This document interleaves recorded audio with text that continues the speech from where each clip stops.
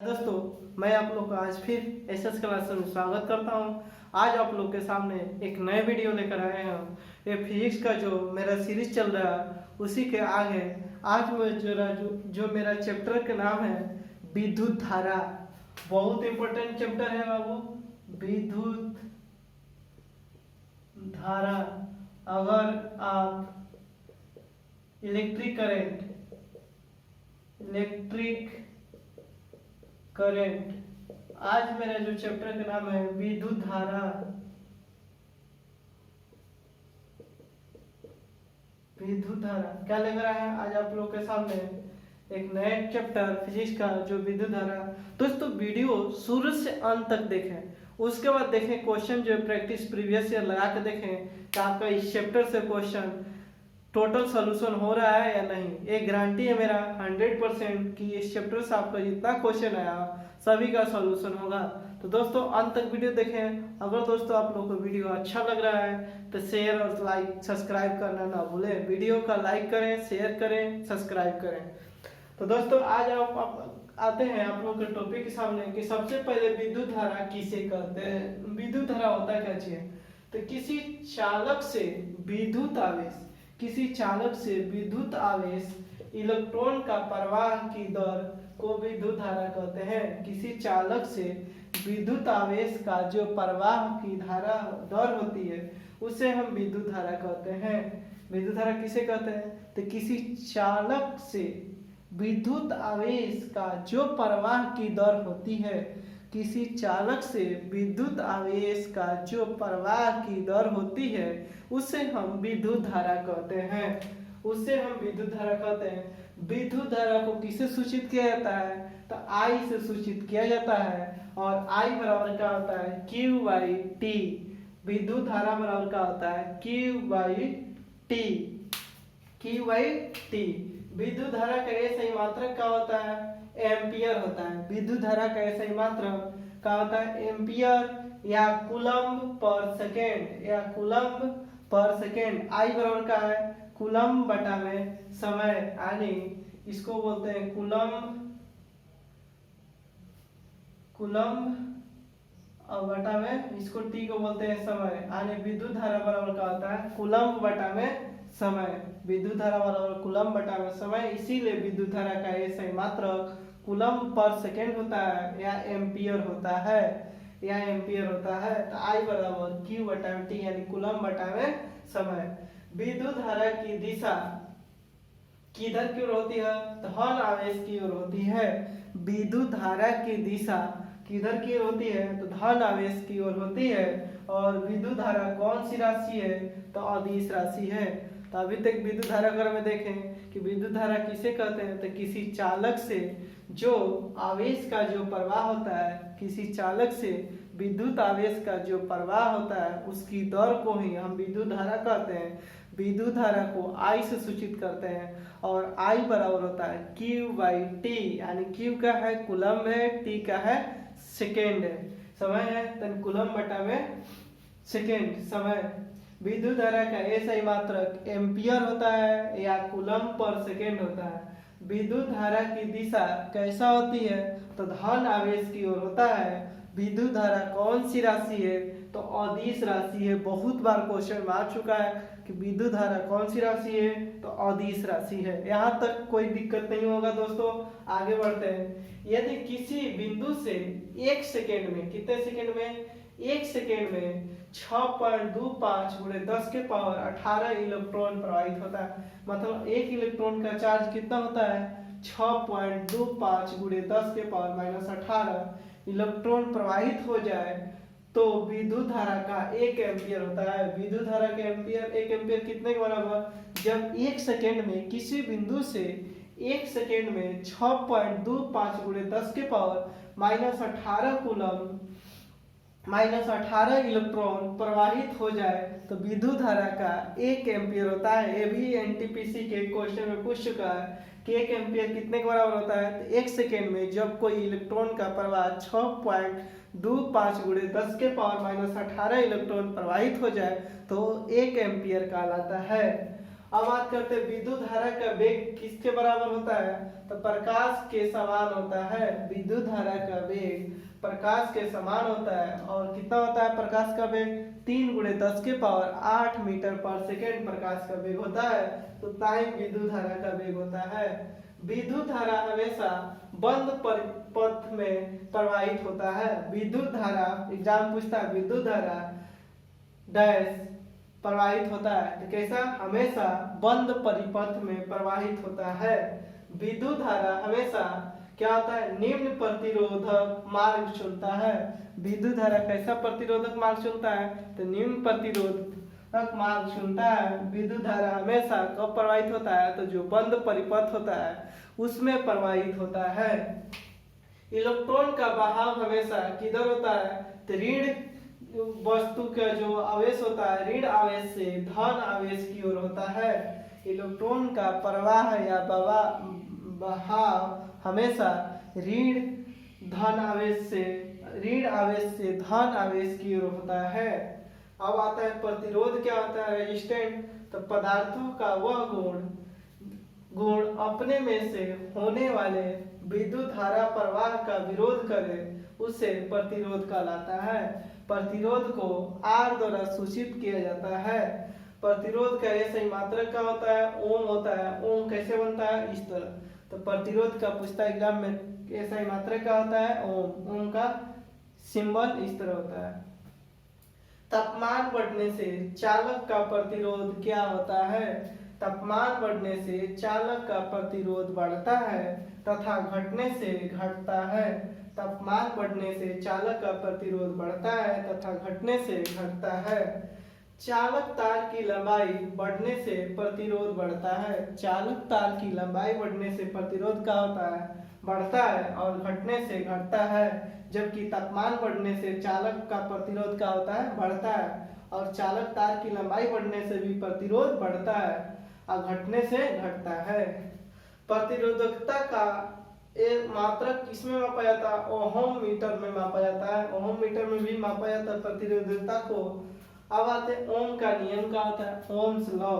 तो यदि सभी स्थितियां यानी ताप, किसकी बात कर रखा है, सभी स्थितियां मतलब ताप, कोई परिवर्तन न हो चालक में, कोई परिवर्तन न हो चालक में, तो वोल्टेज उसमें प्रवाहित धारा I के समानुपाती होता है। ओम का नियम यही कहता है कि जब कोई भी ताप में परिवर्तन न हो तो चालक यानी वोल्टेज उसमें प्रवाहित धारा I के समानुपाती होता है। मतलब V directly proportional I, V voltage समानुपाती I मतलब धारा, विद्युत धारा वोल्टेज का जो समानुपाती विद्युत धारा होता है उसी को हम बोलते हैं ओम का नियम। अब प्रोपोर्शनल का साइन हटाएंगे तो V बराबर IR होता है। क्या चीज, IR। R का हो गया, जहाँ R एक नियतांक है जो चालक का प्रतिरोध है। R क्या है, चालक का प्रतिरोध है। फॉर्मूला भी पूछता है V बराबर का होता है IR।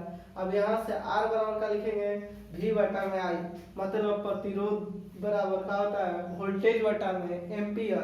प्रतिरोध बराबर वोल्टेज बटा में एम्पियर, और एम्पियर वोल्टेज बटा में एम्पियर को ही बोलते हैं काची, ओम। काची बोलते हैं, ओम। प्रतिरोध संधारिता परिकत्व पर ही, प्रतिरोध क्या होता है, संधारिता परिकत्व पर ही ओम्स लॉ लागू होता है। किस पर लागू होता है, प्रतिरोध संधारिता परिकत्व पर ही ओम्स लॉ लागू होता है। ओम का नियम रेखीय और द्विसत्तात्मक, ओम का नियम रेखीय और द्विसत्तात्मक परिपथ में काम करता है। ओम का नियम AC अल्टरनेटिंग करंट तथा DC दोनों में काम करता है। ओम का नियम AC तथा DC दोनों में काम करता है। अल्टरनेटिंग करंट तथा डायरेक्ट करंट दोनों में काम करता है ओम का नियम। अब बात करते हैं चालकता का होता है कंडक्टेंस।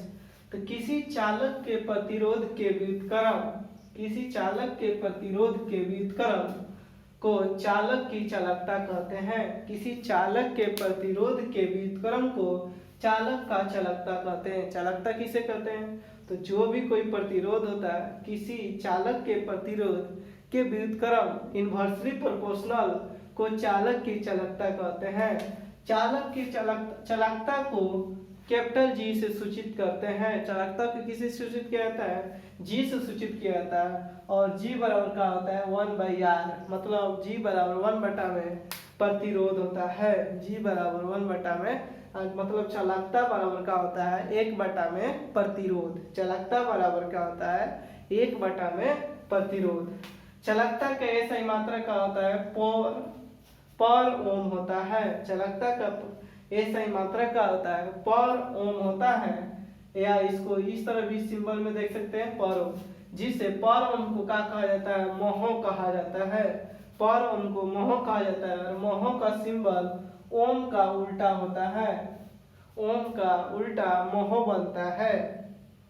चालकता का ऐसा ही मात्रक सीमेन भी होता है। चालकता का दूसरा ऐसा ही मात्रक क्या होता है? सीमेन भी होता है। और चालकता का ऐसा ही मात्रक ओम पर ओम होता है या मोह भी होता है। पर ओम को मोह के नाम से भी जानते हैं।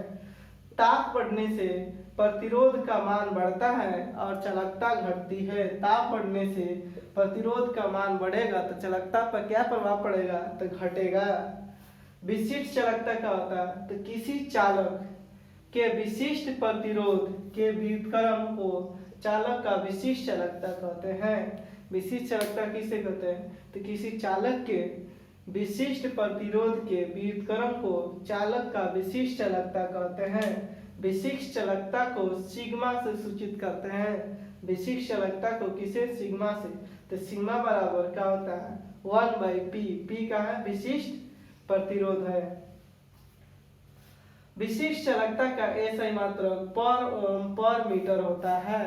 विशिष्ट चालकता का ऐसा ही मात्रक क्या होता है? पर ओम पर मीटर होता है या मोहो मीटर होता है। पर ओम को क्या बोलते हैं? मोहो। तो मोहो पर मीटर होता है। अगर किसी चालक तार की लंबाई को x गुना कर दिया जाए तो प्रतिरोध क्या होगा? x गुना हो जाएगा। लेकिन यदि किसी चालक की तार की लंबाई को खींचकर x गुना कर दिया जाए तो प्रतिरोध क्या हो जाएगा? x² गुना हो जाएगा।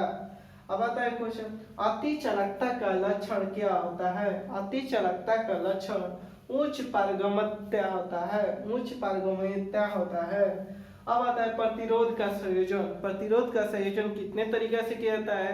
तो प्रतिरोध का संयोजन 2 प्रकार से की जाती है। कितने प्रकार से? 2 प्रकार से। पहला श्रेणी क्रम में और दूसरा होता है समानांतर क्रम में। पहला श्रेणी क्रम में, दूसरा समानांतर क्रम में। श्रेणी क्रम का होता है, इसमें पहले प्रतिरोध का सिरा दूसरे सिरा तथा दूसरे प्रतिरोध का सिरा पहले सिरे से तथा दूसरे प्रतिरोध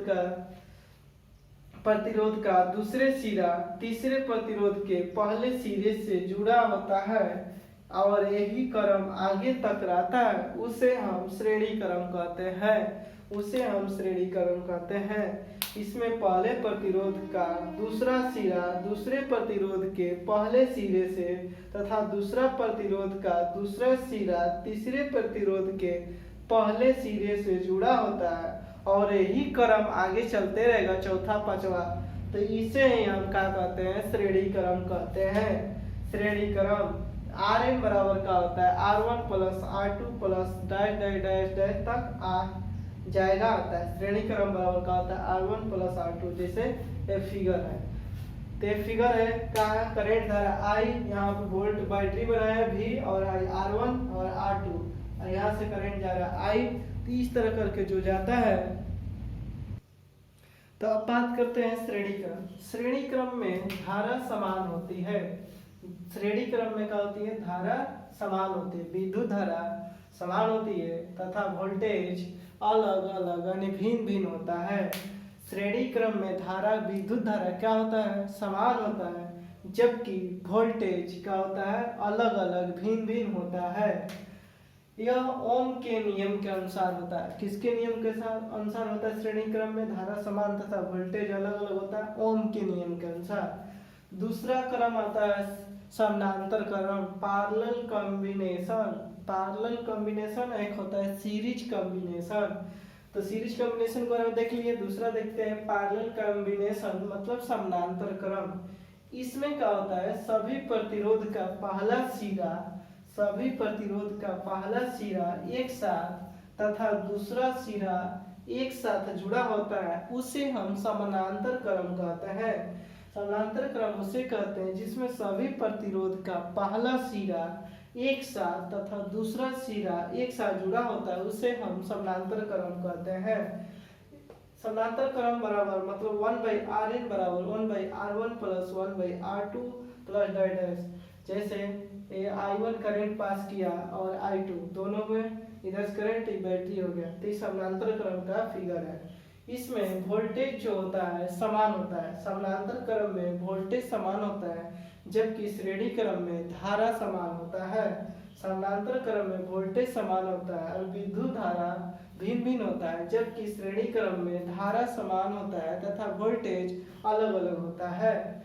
जैसे घर में लगे पंखे किस क्रम में जोड़े जाते हैं, तो समानांतर क्रम में क्वेश्चन बन के आता है कि घर में लगे पंखा किस क्रम में जोड़ा जाता है, तो समानांतर क्रम में। घर में लगे बल्ब ट्यूबलाइट किस क्रम में जोड़ा जाता रहता है, तो समानांतर क्रम में। किस क्रम में, समानांतर क्रम में क्वेश्चन बनता है। घर में लगे पंखा ट्यूबलाइट बल्ब आदि किस क्रम में जोड़े जाते हैं, तो समानांतर क्रम में।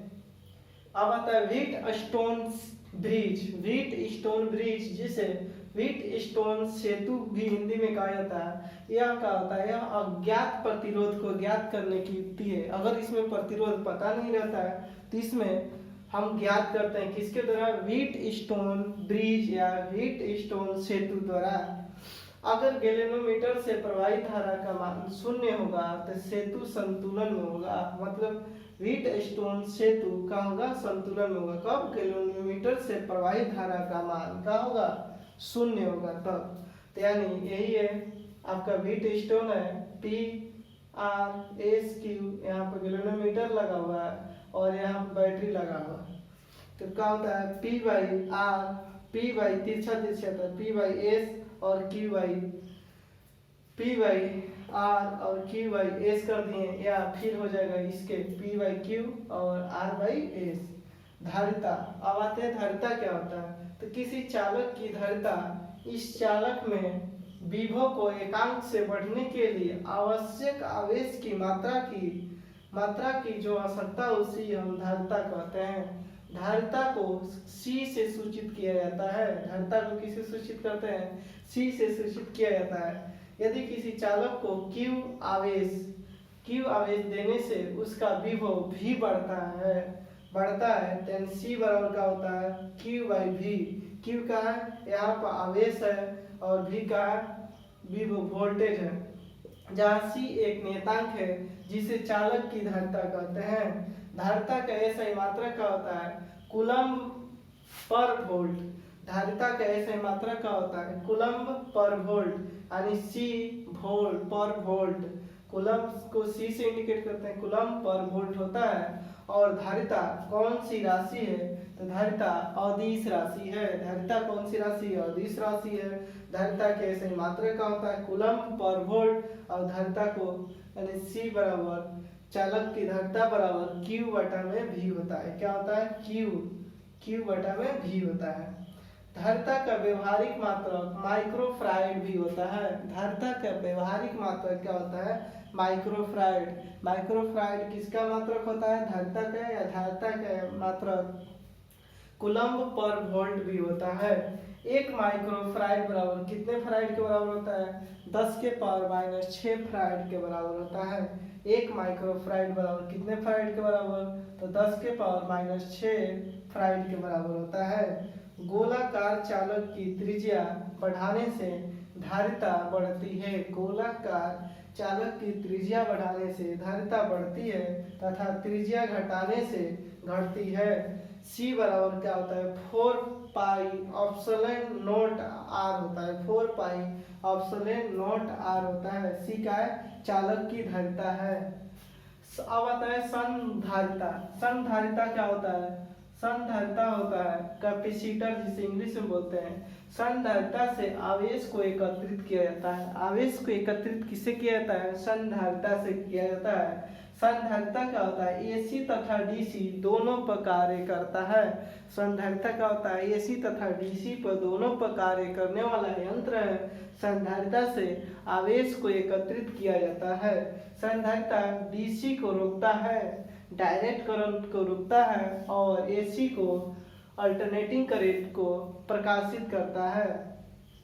अब आता है विद्युत शक्ति क्या होता है, तो विद्युत परिपथ में ऊर्जा की क्षय होने की दर को विद्युत शक्ति कहते हैं। विद्युत परिपथ में जो ऊर्जा क्षय होती है, बर्बाद होती है, उसकी होने की दर को शक्ति कहते हैं, विद्युत शक्ति कहते हैं। विद्युत शक्ति का ऐसा ही मात्रक वाट होता है, क्या होता है, वाट होता है, जिसे W से सूचित करते हैं। विद्युत शक्ति यानी पावर को, इलेक्ट्रिक पावर को P द्वारा सूचित करते हैं, विद्युत शक्ति को P द्वारा सूचित करते हैं। और विद्युत शक्ति बराबर का होता है V गुणे I, वोल्टेज गुणे विद्युत धारा, V गुणे I होता है।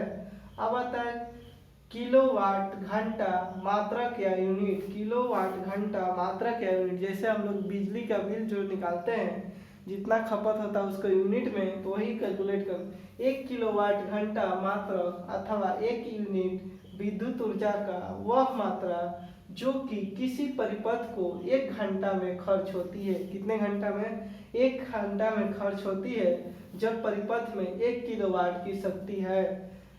तो अब क्वेश्चन यहाँ से बनता है दोस्तों, एकदम ठीक से क्वेश्चन आएगा।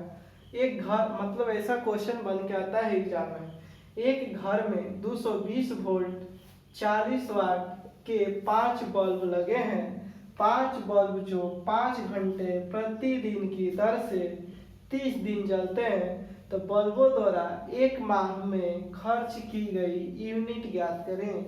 एक घर में 220 वोल्टेज का 40 वाट के 5 बल्ब लगे हैं। बल्ब 5 घंटे प्रतिदिन की दर से 30 दिन जलते हैं, तो बल्बों द्वारा 1 माह में खर्च की गई यूनिट ज्ञात करें। तो किलोवाट घंटा, जब भी हमको यूनिट निकालना रहता है, वोल्ट कितना वोल्ट है उसका, गुणे एम्पियर गुणे घंटा गुणे दिन, जो मान दिया रहेगा बट्टा में 1000, जितना दिया रहेगा उसको ऊपर में लिख देंगे, बाकी सब केवल 1000 से भाग कर देंगे। या इस तरह भी आ जाता है, केवल वाट घंटा दिया रहेगा तो वाट गुणे घंटा बट्टा में 1000, ये वाला आपको याद करना है। तो जितना चीज दिया रहेगा सबको ऊपर में 1000 से भाग कर देंगे। तो यूनिट की संख्या मतलब 40 है, 40 गुणे 5 गुणे 30 गुणे 5 गुणे 1000, कितना हो गया, 1000। अब क्या किए, उसे 30 से डिवाइड कर, उसको सबको काट दिए, तो कितना, डबल ट्रिपल जीरो, 0 से 0 कैंसिल, 0 से 0 कैंसिल, 5 दूनी 10, 2 दूनी 4, 2 3 6 5 30 यूनिट का हो गया बिजली की खपत होगा। कितने यूनिट, 30 यूनिट बिजली के क्या होगा, खपत होगा। कितने यूनिट खपत होगा, 30 यूनिट खपत होगा। अब आता है अमीटर क्या होता है, तो विद्युत धारा के एम्पियर को मापने के लिए जिस यंत्र का उपयोग करते हैं उसे हम अमीटर कहते हैं। मतलब विद्युत धारा को मापने के लिए, विद्युत धारा कैसे मात्रक होता है, एम्पियर को मापने के लिए हम लोग किसका उपयोग करते हैं, अमीटर का उपयोग करते हैं। अमीटर किसके लिए, उच्च धारा मापने के लिए यूज किया जाता है। अमीटर को किस क्रम में जोड़ा जाता है, तो श्रेणी क्रम में जोड़ा जाता है। अमीटर को किस क्रम में जोड़ा जाता है, श्रेणी क्रम में जोड़ा जाता है। एक आदर्श अमीटर का प्रतिरोध क्या होता है, 0 होता है। एक आदर्श अमीटर का प्रतिरोध क्या होता है, 0 होता है। अमीटर को किस क्रम में जोड़ा जाता है, श्रेणी क्रम में जोड़ा जाता है। अमीटर क्या होता है, तो विद्युत धारा को मापने वाला एक यंत्र है या एम्पियर को। अब आते हैं वोल्ट मीटर, यह वोल्टेज को मापता है। वोल्ट मीटर क्या करता है, वोल्टेज को मापता है और दो बिंदुओं के बीच के जो विभवांतर होता है उसको मापने के लिए हम लोग क्या करते हैं, वोल्ट मीटर का उपयोग करते हैं। वोल्ट मीटर को किस क्रम में जोड़ा जाता है, समानांतर क्रम में जोड़ा जाता है, जबकि अमीटर को श्रेणी क्रम में। एक आदर्श वोल्ट मीटर का प्रतिरोध क्या होता है, अनंत होता है। एक आदर्श वोल्ट मीटर का प्रतिरोध अनंत होता है, जबकि वोल्ट मीटर को किस क्रम में जोड़ा जाता है? समानांतर क्रम में जोड़ा जाता है। वोल्ट मीटर को वोल्टेज और एक आदर्श मीटर का प्रतिरोध क्या होता है? शून्य होता है। अब बात करते हैं दोस्तों गैल्वेनोमीटर। क्या है? एक गैल्वेनोमीटर। गैल्वेनोमीटर को जी से सूचित करते हैं। गैल्वेनोमीटर किसे सूचित करते हैं? जी से। गैल्वेनोमीटर क्या होता है? कम धारा को मापता है। गैल्वेनोमीटर क्या करता है? कम धारा को मापता है और यह विद्युत परिपथ में विद्युत धारा की उपस्थिति बताने वाला यंत्र है। गैल्वेनोमीटर क्या है? विद्युत परिपथ में विद्युत धारा की उपस्थिति बताने वाला यंत्र क्या कहलाता है? गैल्वेनोमीटर। गैल्वेनोमीटर से 10 के पावर -6 एम्पियर तक की विद्युत धारा को मापा जा सकता है। गैल्वेनोमीटर से क्या कहता है? 10 के पावर -6 एम्पियर तक की विद्युत धारा को मापा जा सकता है। गैल्वेनोमीटर को किस क्रम में जोड़ा जाता है? तो श्रेणी क्रम में जोड़ा जाता है। गैल्वेनोमीटर को किस क्रम में जोड़ा जाता है? श्रेणी क्रम में। अब आते हैं ट्रांसफार्मर। ट्रांसफार्मर को हिंदी में बोलते हैं प्रेरणा मित्र। यह विद्युत चुंबकीय प्रेरणा के सिद्धांत पर काम करता है। ट्रांसफार्मर किस सिद्धांत पर कार्य करता है? तो विद्युत चुंबकीय प्रेरणा के सिद्धांत पर काम करता है। ट्रांसफार्मर एक स्थैतिक यानी स्थिर युक्ति है जो वोल्टेज को निम्न स्तर से उच्च स्तर या उच्च स्तर से निम्न स्तर में परिवर्तित करता है। ट्रांसफार्मर क्या करता है? एसी मतलब परिवर्तित धारा अल्टरनेटिंग करंट पर कार्य करता है, काम करता है। ट्रांसफार्मर किस पर कार्य करता है? तो परिवर्तित धारा पर कार्य करता है, अल्टरनेटिंग करंट पर।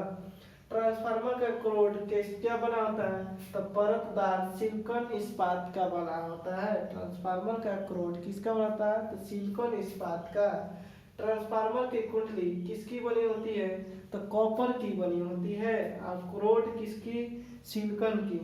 ट्रांसफार्मर की शक्ति किसमें व्यक्त की जाती है? तो किलोवाट में व्यक्त की जाती है। ट्रांसफार्मर की शक्ति किलोवाट में व्यक्त की जाती है। ट्रांसफार्मर उच्च एसी वोल्टेज को निम्न एसी वोल्टेज में तथा निम्न एसी वोल्टेज को उच्च एसी वोल्टेज में बदलता है।